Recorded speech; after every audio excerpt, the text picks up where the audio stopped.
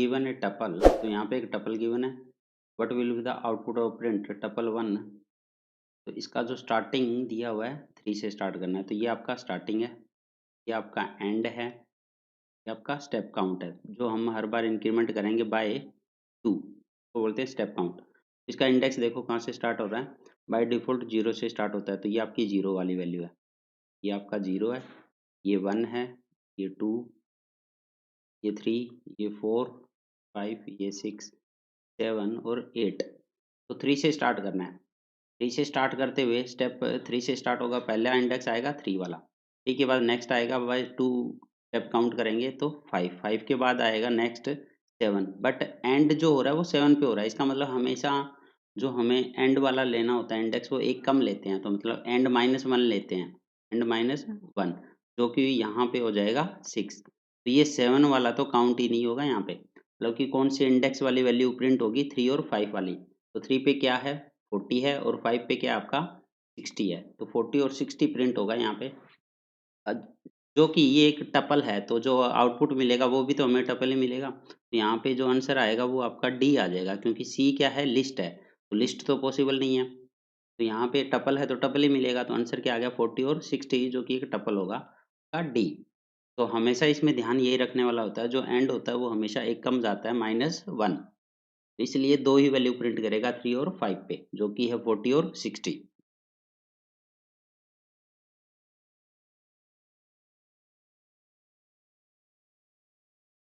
Which one of the following is the correct way of calling a function.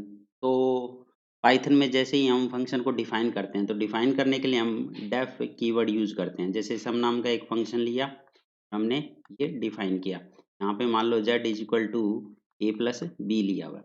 तो जब इस function को call करेंगे अपने प्रोग्राम में, तो सिंपली हम फंक्शन के नाम से ही कॉल करते हैं, सिंपली लिखते हैं सम, और ये होती है calling a function.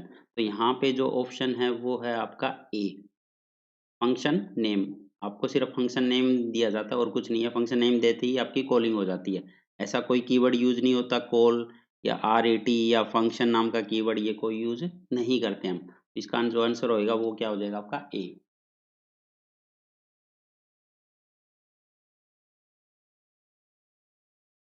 Which of the following is true regarding list in Python. तो पहला लिस्ट आर इम्यूटेबल, जबकि आपको पता है लिस्ट आर मूटेबल, तो मतलब कि लिस्ट के कंटेंट को हम चेंज कर सकते हैं, तो पहली स्टेटमेंट आपकी false. Second, size of list must be specify before its initialisation, तो ऐसा कुछ नहीं होता है। लिस्ट को जब भी हम इनिशियलाइज करते हैं तो साइज को मेंशन करने की जरूरत नहीं होती है, तो ये भी क्या हो गया आपका false. Element of list are stored in contiguous memory location, तो जो कॉन्टिग्यूअस मेमोरी लोकेशन होती है, ये वाला ही जो स्टेटमेंट है वो आपकी ट्रू है, क्योंकि जो एक्चुअल में जो डाटा स्टोर होता है वो कॉन्टिग्यूअस मेमोरी लोकेशन पे ही होता है, क्योंकि हम इंडेक्स के थ्रू एक्सेस करते हैं यहाँ पे लिस्ट के एलिमेंट को। तो यहाँ पे जो भी जैसे एलिमेंट होता है 10, 20, 30, तो ये जो साथ वाले ब्लॉक होते हैं वही ऑक्यूपाई करता है लिस्ट। ठीक है, तो लिस्ट के एलिमेंट उन्हीं साथ वाले ब्लॉक्स को ऑक्यूपाई करेगा, तो यही होता है कॉन्टिग्यूअस मेमोरी लोकेशन। तो ये स्टेटमेंट आपकी ट्रू है। डी वाली है साइज ऑफ लिस्ट, ये एक फंक्शन दिया हुआ है साइज नाम का, list one command use to find the size of, ये तो गलत है, जबकि हम लेंथ यूज करते हैं। ठीक है, तो किसी भी लिस्ट में number of element find out करने के लिए लेंथ फंक्शन यूज किया जाता है। तो यहाँ पे जो स्टेटमेंट ट्रू आई वो कौन सी आई आपकी सी वाली। तो element of list are stored in contiguous memory location, contiguous memory location का मतलब कि साथ वाले ब्लॉक ऑक्यूपाई करेगा एलिमेंट को स्टोर करने के लिए। Which of these about a dictionary is false. अब डिक्शनरी के बारे में बताना कि फॉल्स स्टेटमेंट कौन सी है। तो पहली, values of dictionary can be access using key, तो ये तो स्टेटमेंट यहाँ पे ट्रू है। कैसे ट्रू है कि जैसे हम लिस्ट या टपल के अंदर इंडेक्स के थ्रू वैल्यू को एक्सेस करते हैं, वही काम जो इंडेक्स करता है वही काम यहाँ पे डिक्शनरी में कौन करता है, कीज करती है आपकी। तो इंडेक्स या कीज, तो यहाँ पे की काम करेगी, और लिस्ट और टपल में क्या काम करता है, इंडेक्स। तो की के थ्रू हम वैल्यू को एक्सेस करते हैं किसमें, डिक्शनरी में। The keys of dictionary can be access using values, तो ये वाली स्टेटमेंट फॉल्स है। वैल्यू के थ्रू आप की को एक्सेस नहीं कर सकते, जबकि की के थ्रू वैल्यू को एक्सेस करते हैं। सी या डिक्शनरी आर नॉट ऑर्डर्ड, तो ये तो आपकी स्टेटमेंट ट्रू है। डिक्शनरी आर मूवेबल, ये भी ट्रू आपकी, क्योंकि हम कंटेंट को डिक्शनरी के चेंज कर सकते हैं। तो यहाँ पे फॉल्स बतानी थी, तो फॉल्स है आपकी बी वाली statement.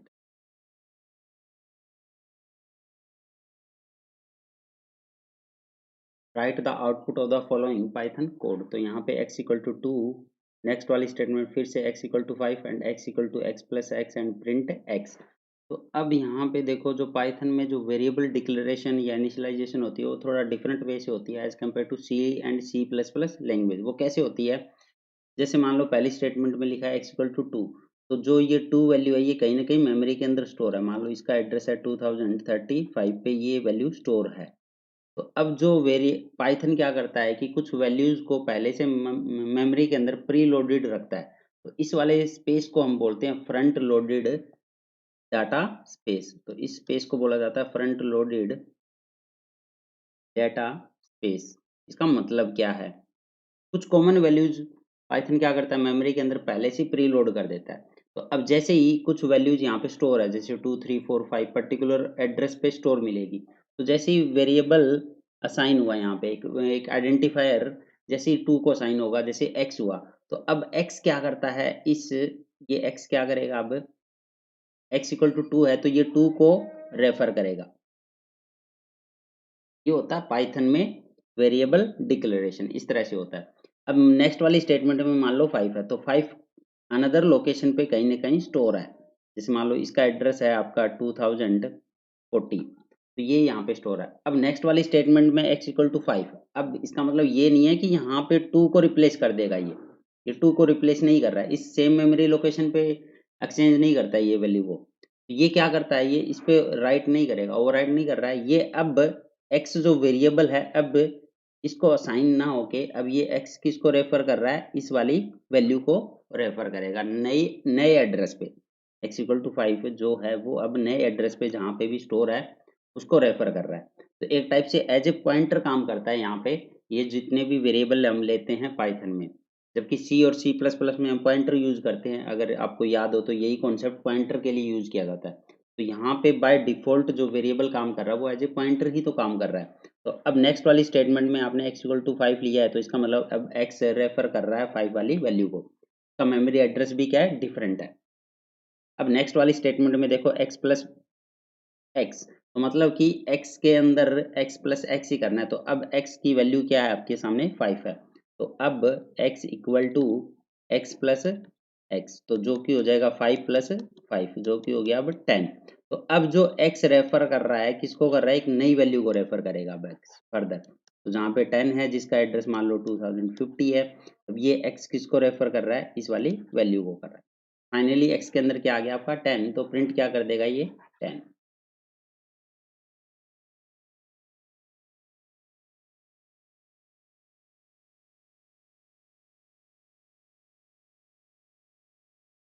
Write the output of the following Python code, x equal to 8 और डिफाइन, यहाँ पे एक फंक्शन लिया हुआ है जो डिफाइन किया हुआ है पीसी नाम का, और इसके अंदर x पैरामीटर पास किया गया है प्रिंट x। बट यहाँ पे ये कॉलिंग हो रही है, तो pc 9, अब 9 क्या होगा वैल्यू, यहाँ पे पास हो जाएगी, तो x की वैल्यू क्या होगी है यहाँ पे 9, और प्रिंट कर देगा 9। तो ये आंसर क्या आ जाएगा आपका 9, तो इसका कोई यूज ही नहीं है इस वाली स्टेटमेंट में, तो आंसर क्या आ गया आपका 9। Which method is used to find memory location of a variable? First id, second add, type and max। जैसा कि आपको पता है जो id फंक्शन होता है ये क्या रिटर्न करता है कि यूनिक आईडी करता है फॉर ए स्पेसिफाई ऑब्जेक्ट। तो यही है वो आईडी फंक्शन जो कि हमें मेमोरी लोकेशन को फाइंड आउट करने में हेल्प करता है। तो ये का जो आंसर होगा वो क्या हो जाएगा आपका ए हो जाएगा। तो which method is use to find memory location of variable ID, ये यूनिक आईडी कह लो या फिर मेमोरी एड्रेस कह लो, ये सेम होता है, वो बोथ आर सेम। आंसर हो जाएगा आपका A ID function. Escape sequence is used for horizontal tab, तो हॉरिजॉन्टल टैब के लिए स्लैश टी यूज होता है, और ये जो न्यू लाइन होता है स्लैश एन, ये न्यू लाइन के लिए यूज होता है। तो इसका आंसर हो जाएगा आपका B, escape sequence horizontal tab के लिए स्लैश टी।